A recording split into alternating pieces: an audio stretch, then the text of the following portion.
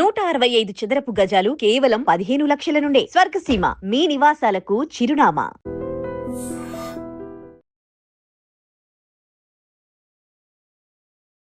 అవునండి, ఆయన ఒక స్లిప్ రాసుకున్నాడు.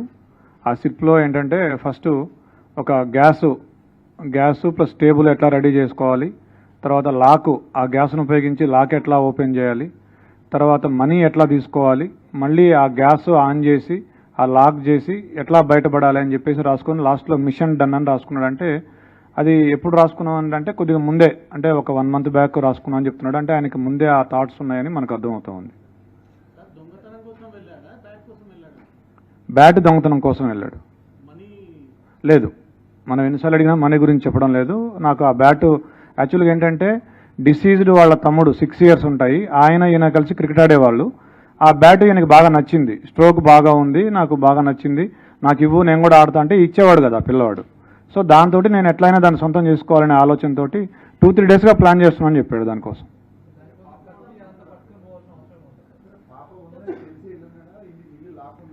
అతను చెప్పింది ఏంటంటే ఇంట్లో ఎవరు లేరు, నార్మల్గా వీళ్ళు ఏంటంటే ఇల్లు దగ్గరికి వేసి వెళ్తారట.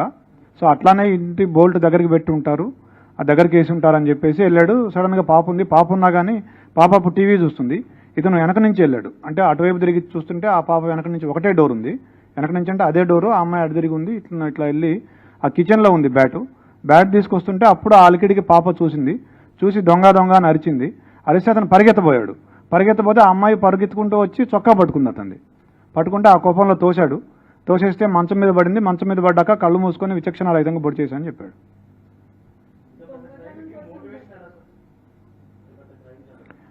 అతనికి బేసిక్గా ఈ ఓటీటీల్లో యూట్యూబ్లో ఈ క్రైమ్ థ్రిల్లర్స్, సస్పెన్స్ మిస్టరీలు చూసే అలవాటు బాగా ఎక్కువగా, దాదాపుగా ఒక 5-6 సంవత్సరాల నుంచి అదే పనిలో ఉన్నాడు. స్కూల్ కూడా ఎక్కువ వెళ్ళేవాడు కాదు, ఎప్పుడు ఏదో ఒక తన ఆలోచనలో తను ఉండి ఇలా ఊహించుకుంటూ ఉండేవాడు.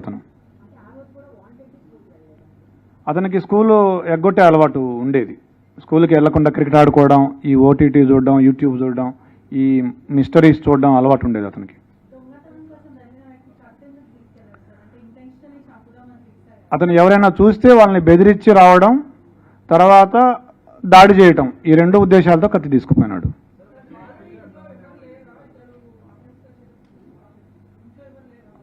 ఉన్నారు ఇంట్లో, వాళ్ళ నాన్నున్నాడు, వాళ్ళ సిస్టర్స్ ఉన్నారు, వాళ్ళ ఇంట్లో ఉన్నారు. వాళ్ళ మదర్ లేదు కానీ మిగతా వాళ్ళు ఉన్నారు.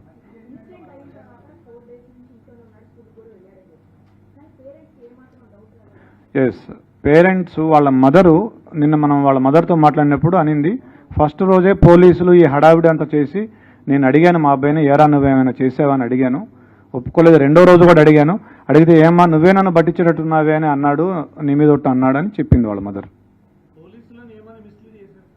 పోలీసుల్ని ఆ రోజు మేము ఫస్ట్ రోజే అతన్ని క్వశ్చన్ చేసాం, ఎందుకంటే రెండింటికి జస్ట్ 2 అడుగుల దూరం ఉంటుంది, ఆ ఇంటికి ఈ ఇంటికి పిట్టగోడకి.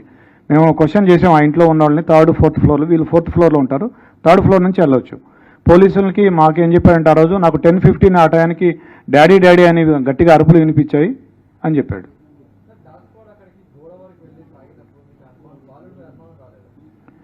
బాలుడి మీద కూడా అనుమానం వచ్చింది మాకు.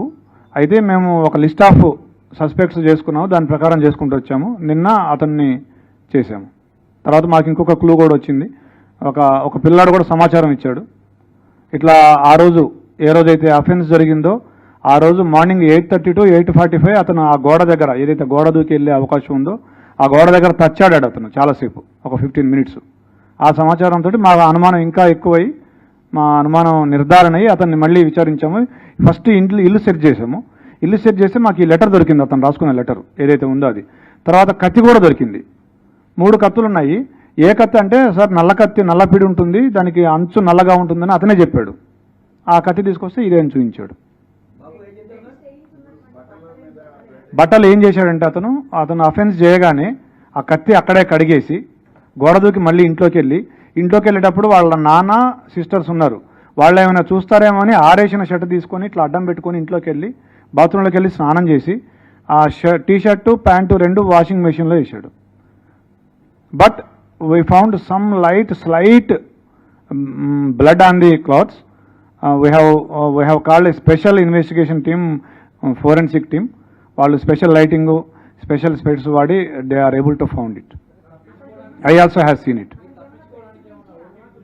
ఎస్ అతనికి ఒక కుందేలు ఉండేది. ఆ రోజు ఆ కుందేలు కూడా చనిపోయింది. 11:30కి మేము టైం లేని కూడా తీసుకున్నాం అతని మీద అనుమానం వచ్చాక. అతను 11:30కి బయటికి వెళ్ళాడు ఇంట్లోంచి. 11:30కి ఆ కుందేలుని తీసుకుని డాక్టర్ దగ్గరికి వెళ్తే ఆ కుందేలు చనిపోయింది ఆ రోజు. ఆ స్టోరీ కూడా మాకు చెప్పాడు. 14 years. ఫింగర్ ప్రింట్స్ ఇంకా మొన్న నిన్ననే జరిగింది. ఇంకా వీఆర్ మ్యాచింగ్ ఇట్. లేదు,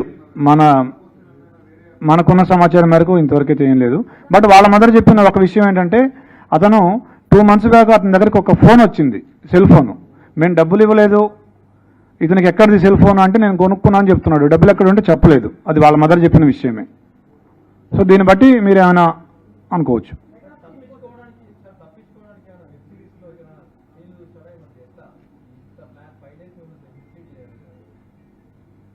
ఫైవ్ డేస్ మిస్లీడ్ చేయడం అంటే ఫస్ట్ డే మిస్లీడ్ చేశాడు. మనం మనకి ఇప్పటివరకు టెక్ రాలేదు కాబట్టి మనం అందరినీ విచారించుకుంటూ వచ్చే క్రమంలో. So basically it's a very typical case wear మీకు లిమిటెడ్ సస్పెక్ట్స్ ఉన్నారు. బికాజ్ ఆ ఇల్లుకి ఒకే కెమెరా దాని ఆపోజిట్ ఉంది, దాంట్లో ఎవరు వెళ్ళినట్టు కానీ బయటకు వచ్చినట్టు ఆ టైంలో లేదు. So we had very limited number of suspects. Motive ఏం ప్రైమా ఫేసి ఏం మోటివ్ కనపడలేదు. సో ఈ idea that somebody side building నుంచి దూకి రావచ్చు అని అది కూడా ఫస్ట్ డే వచ్చింది. బట్ ఇలాంటి కేసెస్లో వేర్ మోటివ్ ఎక్కడ క్లియర్గా ఏం కనపడటం లేదు. అండ్ అంటే సో మెనీ అన్ఆన్సర్డ్ క్వశ్చన్స్ ఉన్నాయి మాకు యాజ్ ఇన్వెస్టిగేటర్స్. ఆ టీం అందరికీ చాలా అన్ఆన్సర్డ్ క్వశ్చన్, ఇదెందుకు జరగాలి అని ఉండేది. సో ఒక వే ఆఫ్ రూలింగ్ అవుట్ చేస్తూ పోవాలి పాసిబిలిటీ, ఇది కాకపోవచ్చు అని రూలింగ్ అవుట్ చేస్తూ వెళ్ళారు. And this is a typical case wear technical evidence, ఇప్పుడు నౌ డేస్ మీరందరు చెప్తూ ఉంటారు దట్ ఇప్పుడు టెక్నికల్ ఎవిడెన్స్ లేకపోతే పోలీస్ ఏం చేయలేదు. ఇది typical case where there was no technical evidence except the fact that ఆ ఇల్లుకి ఎవరు వెళ్ళలేదు, అది తప్ప ఇంకేం టెక్నికల్ ఎవిడెన్స్ లేదు. So it was very painstaking regular detective work అంటాం కదా, ఇన్వెస్టిగేషన్ వర్క్. అదే repeated same thing going over the same thing again and again చేసి అది బ్రేక్ త్రూ వచ్చింది. సో ఇమ్మీడియట్లీ మీకు ఎన్ని క్వశ్చన్స్ వచ్చినాయి, మాకు దానికంటే ఎక్కువ క్వశ్చన్స్ ఆ ఫస్ట్ డే వచ్చినాయి. బట్ ఆ క్వశ్చన్స్కి ఆన్సర్స్ ఎంత ఇమ్మీడియట్లీ ఏం రాలేదు. మీరు కూడా ఇప్పుడు చూస్తున్నారు, రీజన్ చూస్తే అలాంటి రీజన్ ఎవరికి స్ట్రైక్ కాదు, ఇలాంటి రీజన్ ఉండొచ్చని. బట్ ఇలాంటి కూడా రీజన్స్ ఉంటాయి అండ్ ఇలాంటి కూడా ఇన్సిడెంట్స్ జరుగుతాయి. So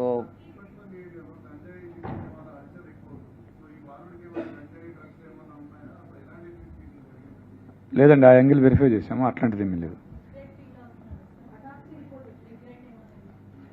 I think the short report వచ్చింది which indicated the cause of death, అది వచ్చింది, అంతవరకు వచ్చింది.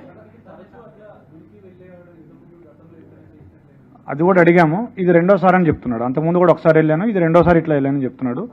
ఈ డిసీజ్డ్ తమ్ముడు ఎవరైతే ఉన్నారో సద్విన్ ఆ పిల్లాడు, అతను కూడా అడిగాము, అతను కూడా ఏం చెప్పట్లేదు మనకు.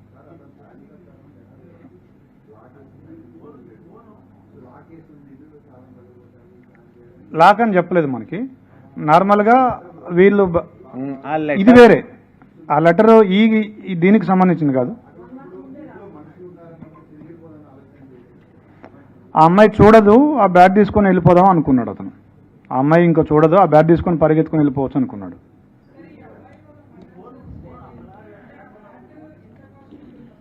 ఎస్, అడిగాము మేము, మరి బ్యాట్ అంటే మీ పేరెంట్స్ని అడిగితే కొనిస్తారు కదా. వెంటనే we started the investigation. But ఒక 3 days వరకు మనకి ఉన్న అవైలబుల్ క్లూస్, ఉన్న వాట్ ఎవర్ టెక్నికల్ ఎవిడెన్స్, దాని ద్వారా మనకేం బ్రేక్ త్రూ రాలేకపోయింది. సో ద ఇన్వెస్టిగేషన్ మళ్ళీ రైట్ ఫ్రమ్ బిగినింగ్ చేస్తూ ఉంటూ వెళ్ళాం. ఏమైనా క్లూస్ వీఆర్ మిస్సింగ్ అవుట్ అది చూస్తూ ఉంటూ వెళ్తే నిన్న we got a breakthrough in that case. And ఆ కేసులో ఒక నేబరింగ్ ఇల్లులో ఉన్న ఒక 14-year-old అబ్బాయి he was found to have committed a murderని. బేసికలీ ఆయన ఏం చేశాడంటే వాళ్ళ ఇల్లు దగ్గర ఉంటుంది. సో వీళ్ళ టెర్రస్ నుంచి వాళ్ళ టెర్రస్ వరకు వితౌట్ ఎనీ ప్రాబ్లం వెళ్ళిపోవచ్చు, దూకి వెళ్ళిపోవచ్చు.